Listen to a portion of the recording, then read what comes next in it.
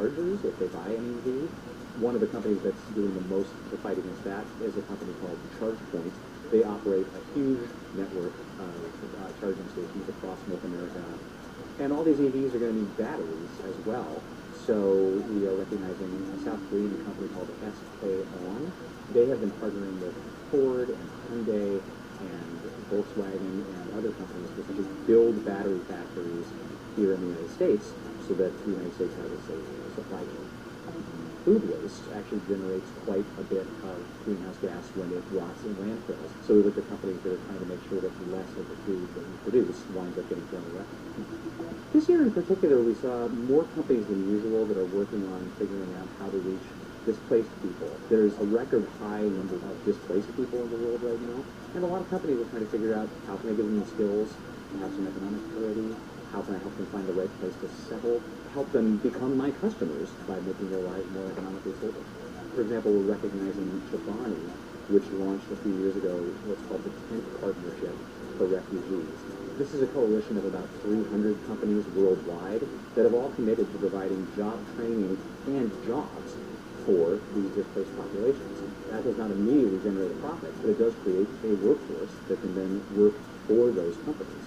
So in the long run, they are benefiting by filling their own. These people essentially earn credit for things like on-time rent payments. The SUSU reports those to credit bureaus, the credit bureaus register them, and it bumps up the payers' scores. That's going to help them down the road when they need to borrow money for an auto loan or to get a mortgage. Abbott, the big healthcare company, they have a very innovative program designed to help younger employees use the company's 401k program to help them pay down their student loans. Whenever they make a payment on those loans, the company puts a matching contribution in their retirement savings. That's important because often younger people have to really choose between saving for the future and paying off their education. Thanks to some recent changes in federal tax law, a lot of other companies are going to be able to follow their lead starting next year. The population of companies that are trying to have a positive social impact is definitely growing. Younger workers, millennials, Gen Z, very much want to work for companies that have a positive purpose. More and more companies are recognizing that to invest in protecting the planet, to invest in building up the skills of the people in the communities, is going to essentially protect their revenue and their profits and allow them to continue to operate and continue to create wealth. Fortune publishes the Change the World list partly because we're still quite bullish and quite optimistic about the ability of business to solve different social problems. In fact, in a lot of instances, we think that businesses can act and make a difference when governments are struggling to do so. At the same time, we're a really established business media brand. Our voice means something in the business community, and we believe that by recognizing companies that are making a difference, we're adding another incentive for people to do great things and boast about it.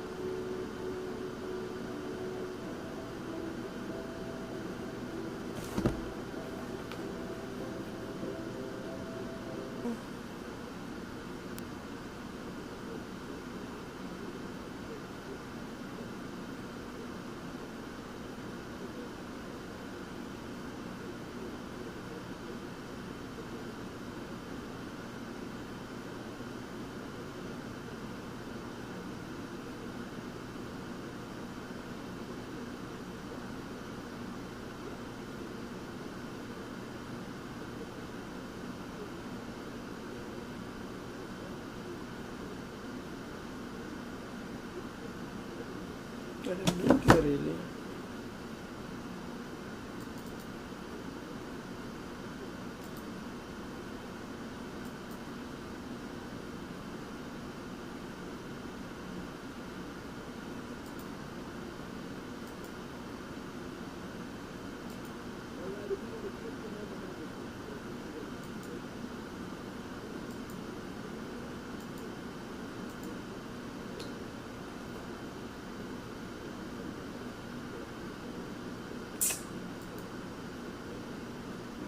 Abba, Abba.